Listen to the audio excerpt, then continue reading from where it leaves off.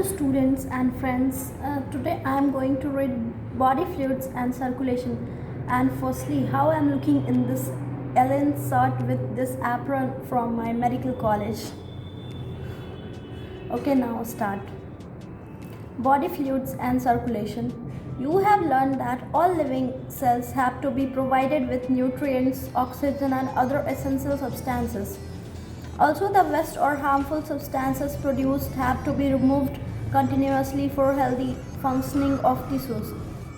It is therefore essential to have efficient mechanism for movement of these substances to the cells and from the cells. Different groups of animals have evolved different methods for this transport.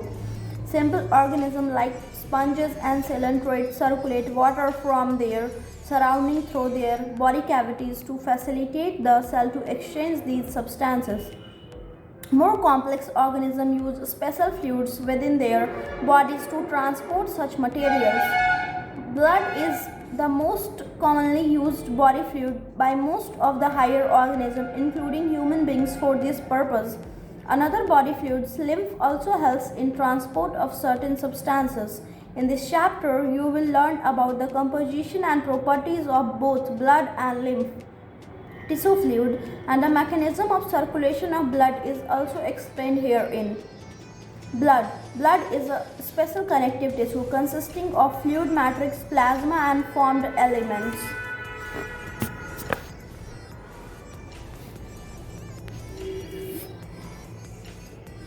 Blood. Blood is a special connective tissue consisting of fluid matrix, plasma and formed elements. Plasma. Plasma is a straw-colored viscous fluid constituting nearly 55% of the blood. 90 to 92% of plasma is water and protein contribute 6 to 8% of it.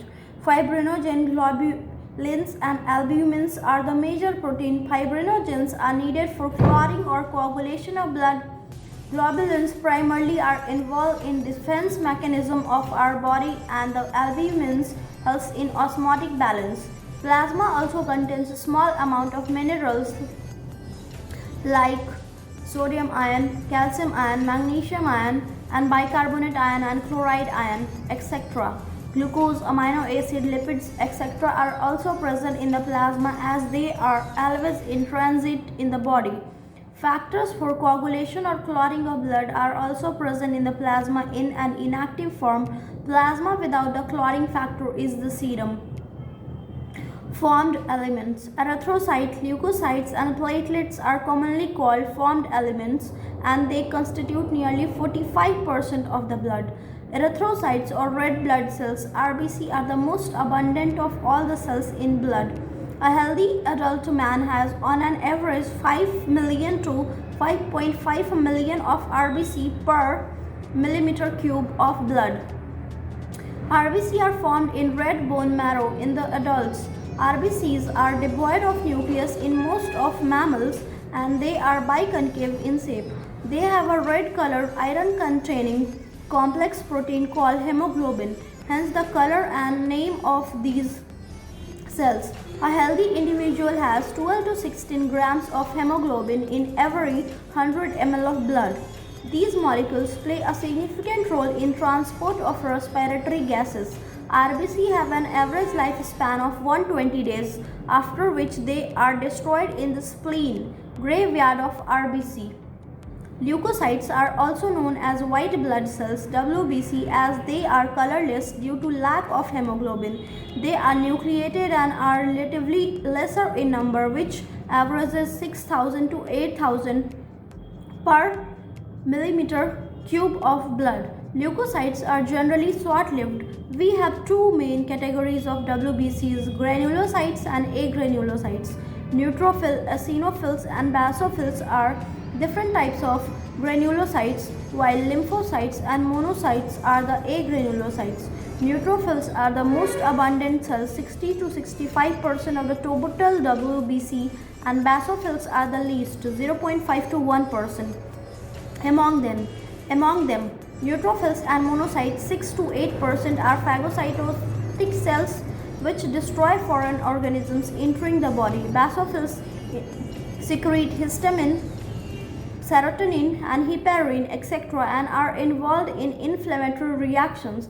Eosinophils 2 to 3% resist infection and are also associated with allergic reactions. Lymphocytes 20 to 25% are of two major types, B and T forms. Both B and T lymphocytes are responsible for immune responses of the body. B lymphocyte secretes antibodies and T lymphocytes helps in cell-mediated immunity (CMI), which you will read in class 12 biology, human health and diseases. Platelets are also called thrombocytes, are cell fragments produced from megakaryocytes, special cells in the bone marrow. Blood normally contains 1,50,000 to 3,50,000 platelets per millimeter cube. Platelets can release a variety of substances, most of which are involved in the coagulation or clotting of blood. A reduction in their number can lead to clotting disorders, which will lead to excessive loss of blood from the body. I have a trick, or I will use is this. You can learn basophils function by BI, eosinophil EA, allergic reaction, neutrophil by an AE. This is E. And trick to learn.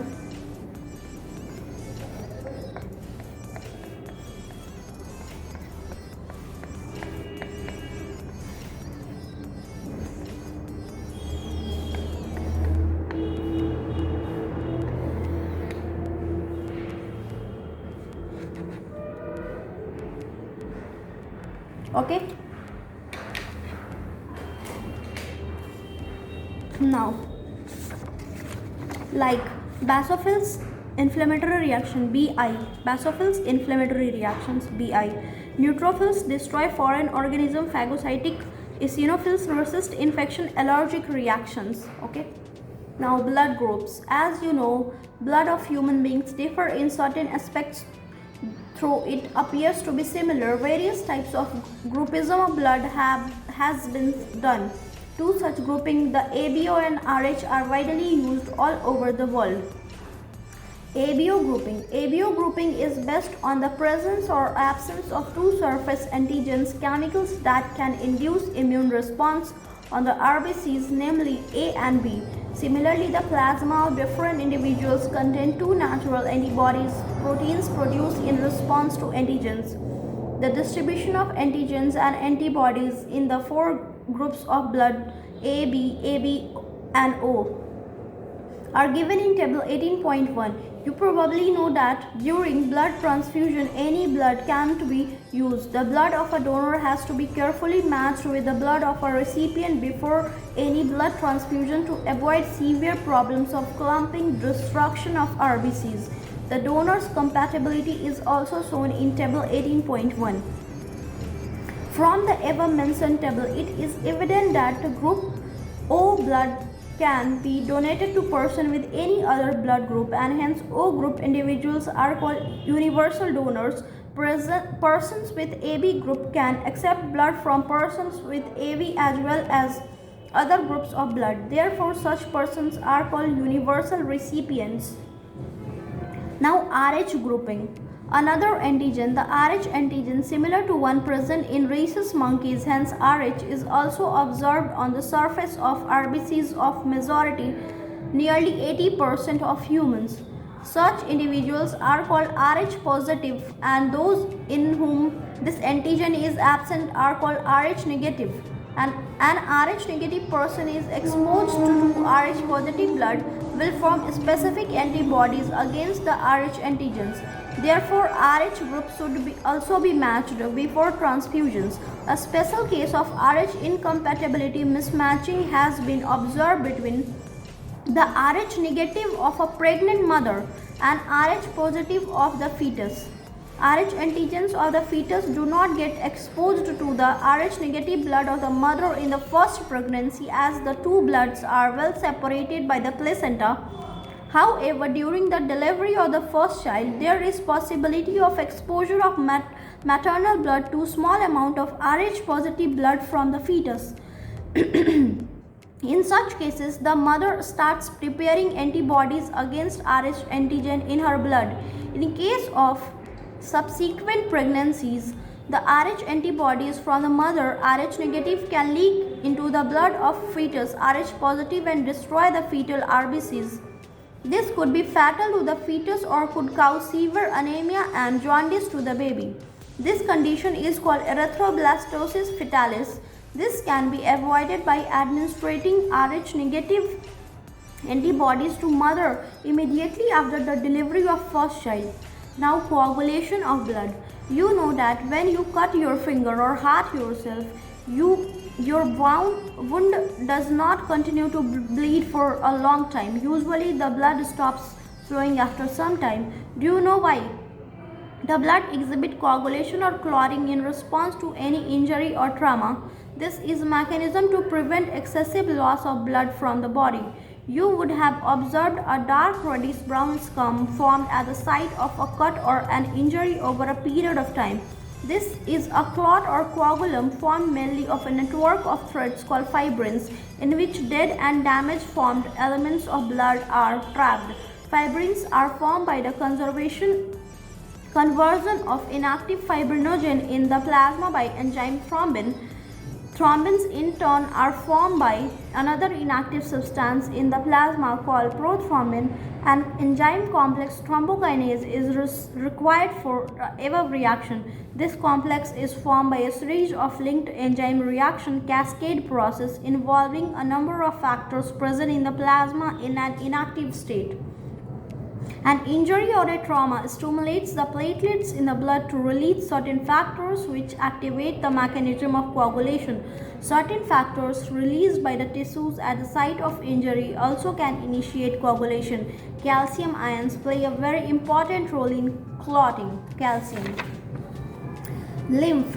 Tissue fluid. As the blood passes through the capillaries in tissues, some water along with many small water-soluble substances move out into the spaces between the cells of tissues, leaving the large proteins and most of the formed elements in the blood vessels. So what?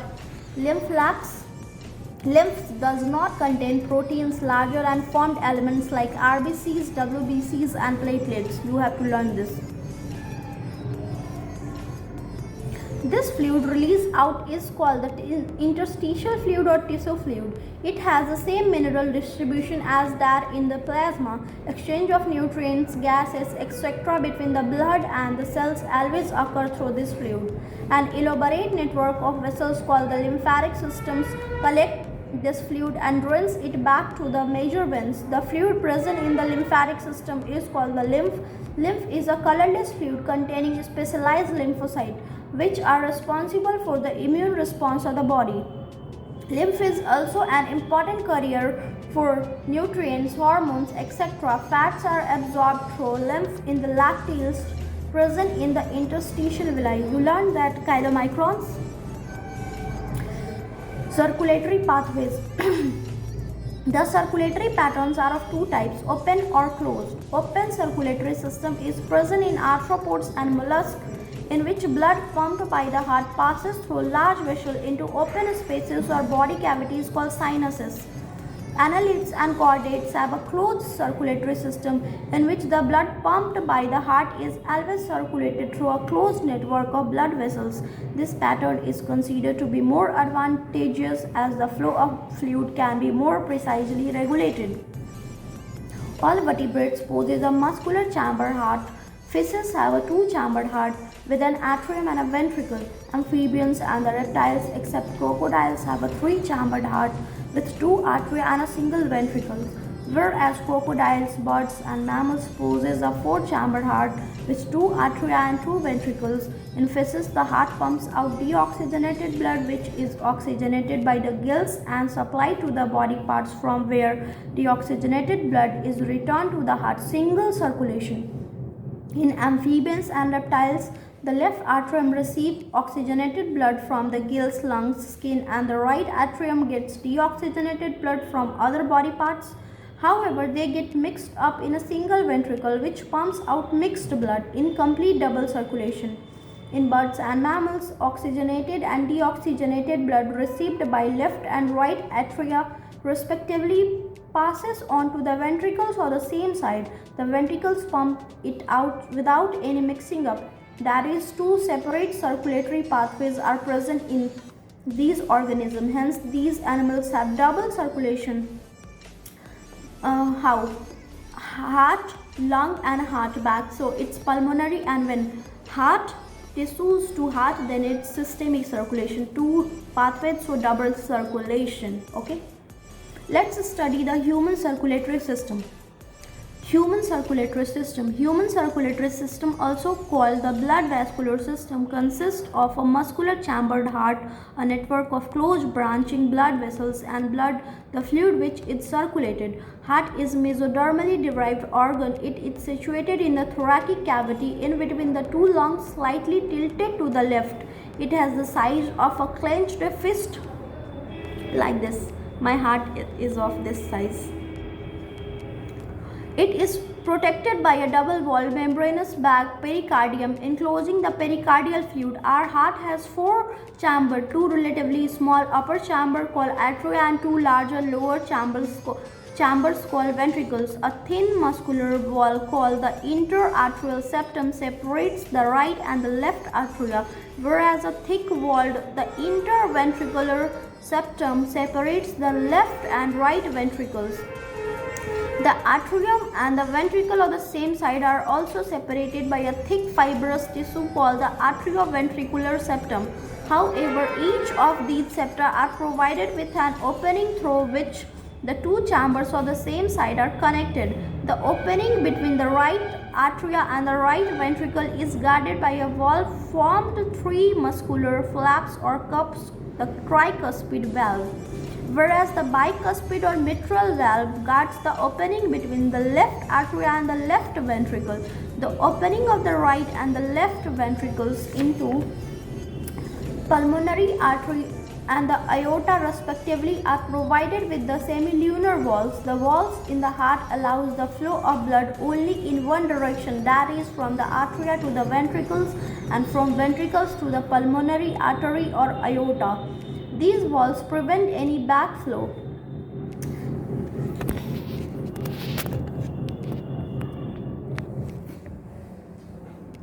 The entire heart is made up of cardiac muscles. The wall of ventricles are much thicker than that of the atria. A specialized cardiac musculature called the nodal tissue is also distributed in the heart. Patch of this tissue is present in the right upper corner of the right atrium called the sinoatrial node, SAN.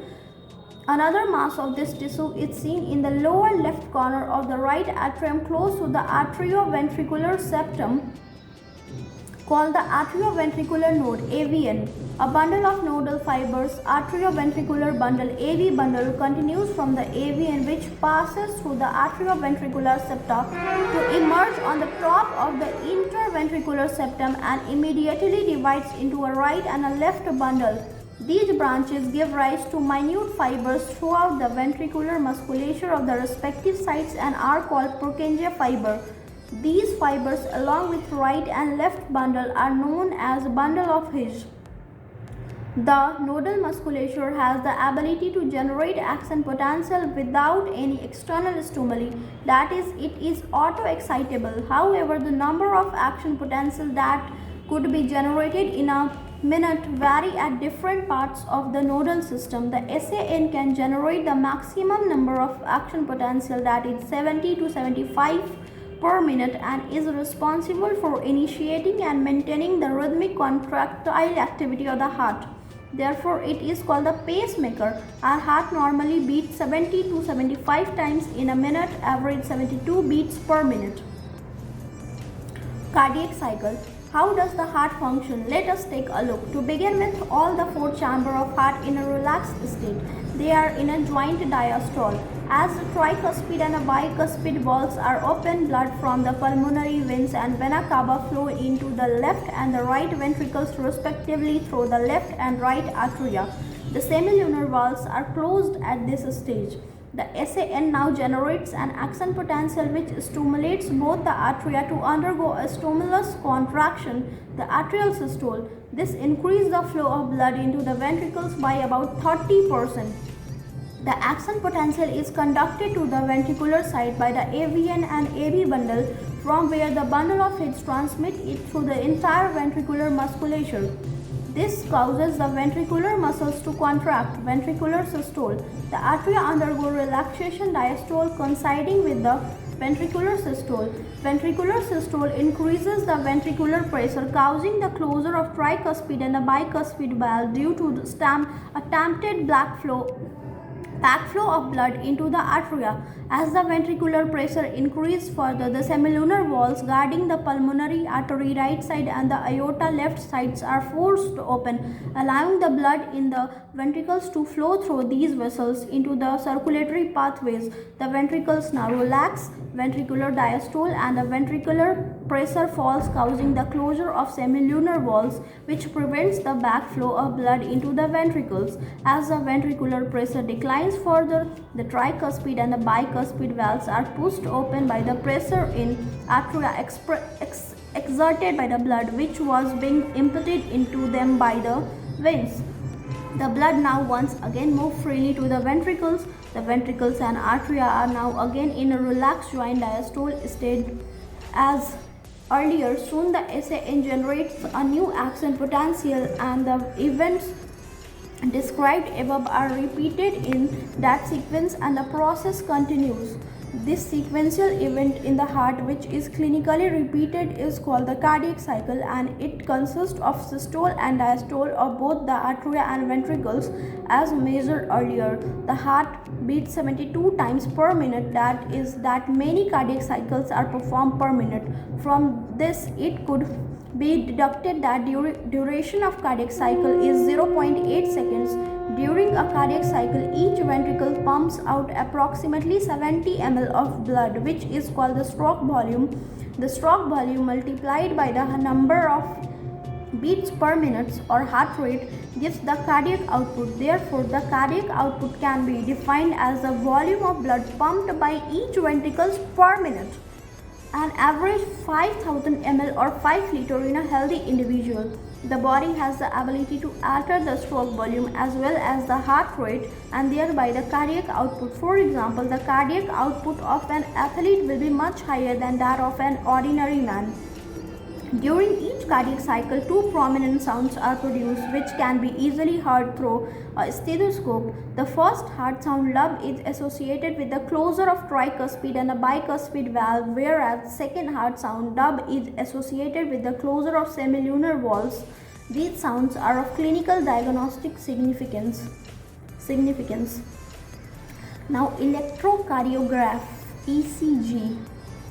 You are probably familiar with this scene from a typical hospital television. So a patient is hooked up to a monitoring machine that shows a voltage traces on a screen and makes the sound pip, pip, pip, pee as the patient goes into cardiac arrest. This type of machine, electrocardiograph, is used to obtain an electrocardiogram, ECG.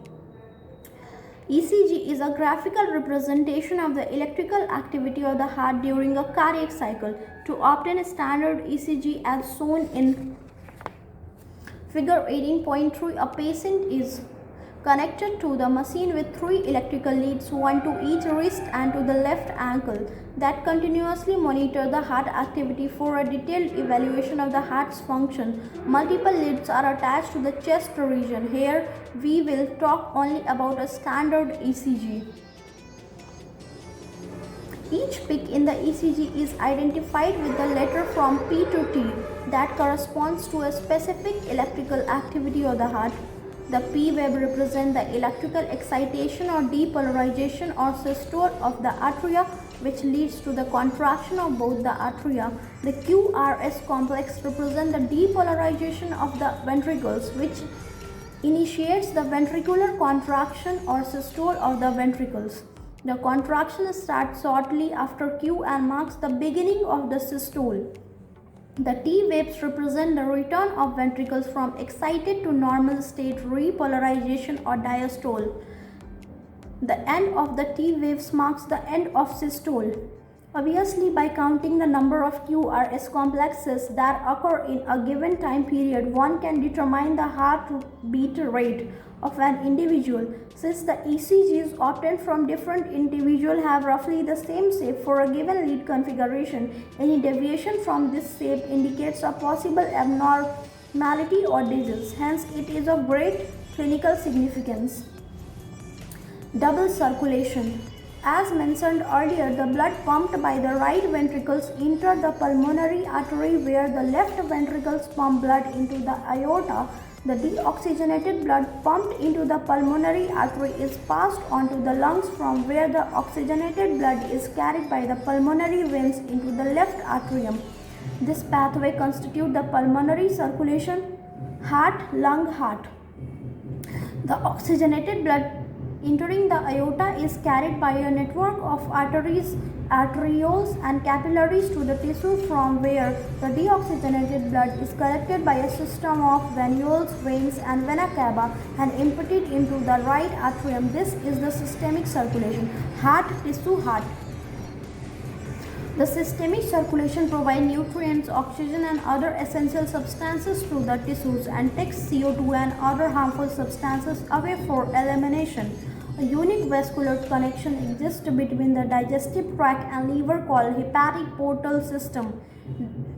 The hepatic portal vein carries blood from intestine to the liver before it is delivered to the systemic circulation. A special coronary system of blood vessels is present in our body exclusively for circulation of blood to and from the cardiac musculature. Coronary circulation provides blood to the heart musculature.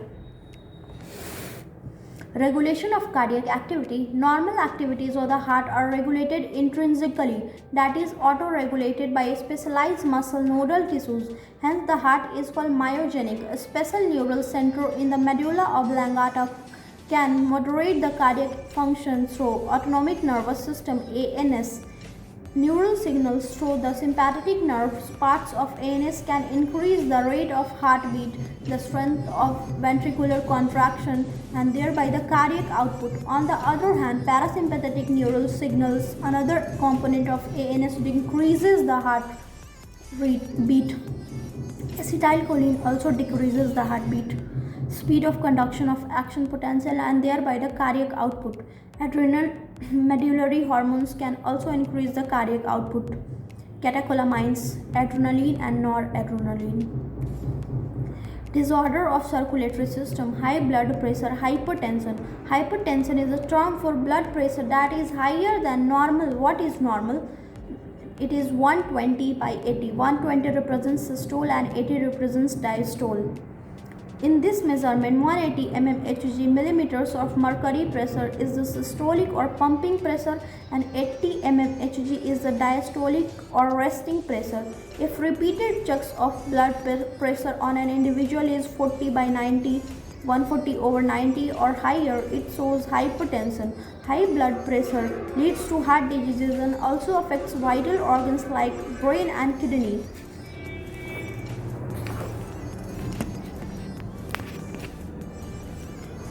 Coronary artery disease (CAD). Coronary artery disease, often referred to as atherosclerosis, affects the blood that supply blood to the heart muscle. It is caused by deposits of calcium, fat, cholesterol and fibrous tissues which makes the lumen of arteries narrower. Now, angina. Angina is also called angina pectoris. A symptom of acute chest pain appears when no enough oxygen is reaching the heart muscle. Angina can occur in men and women of any age, but it is more common among middle-aged and elderly. It occurs due to condition that affects the blood flow.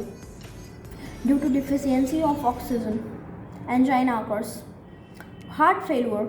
Heart failure means the state of heart when it is not pumping blood effectively enough to meet the need of the body.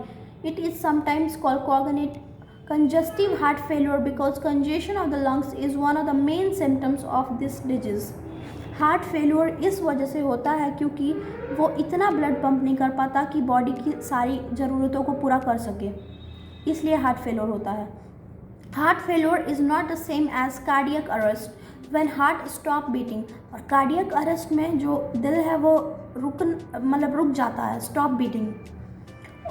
और a heart attack when the heart muscle is suddenly damaged by an inadequate blood supply।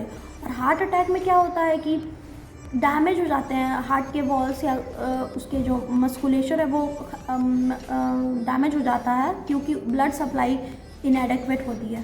सो ये heart failure, cardiac arrest और heart attack तीनों different चीज़ें हैं। ठीक है, all the best.